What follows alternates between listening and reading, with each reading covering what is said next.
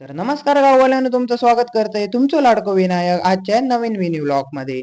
तर आज आयतवार असल्यामुळे मनासारखी झोप घेतलंय आरशात शायनिंग मला वाटे लागलो सुदामाचे भोये खाव. आज आयतवार असल्यामुळे बॅचलर मध्ये सालाबाद प्रमाणे चालत दिलेली परंपरा म्हणजे साफसफाई. तर आज सुदामांच्या पोयांच्या जीवावर जोरदार साफसफाई केलं आणि शेवटी मालवणी माणूस म्हणजे आयतवार फुकट घालून चालाचो नाही म्हणा कमलेश आणि मी पोचलो चिकन आणू. तर ह्यो असा मित्रांनो अखेरेच उडावून कमलेश आकेरकर वर्सेस कुकू.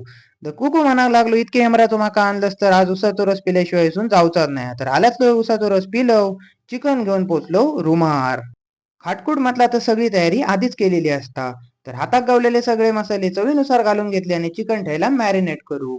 तर चिकन मॅरिनेट करताना लिंबू कशा पिळूचा त्या कमेंट मध्ये नक्की सांगा. तर आपल्या किचन मधून दिसणारे नैसर्गिक सौंदर्य तुमच्यासाठी टिपलंय आणि तवसर आपलं मालवणी रसो झणझणीत रेडी होतो.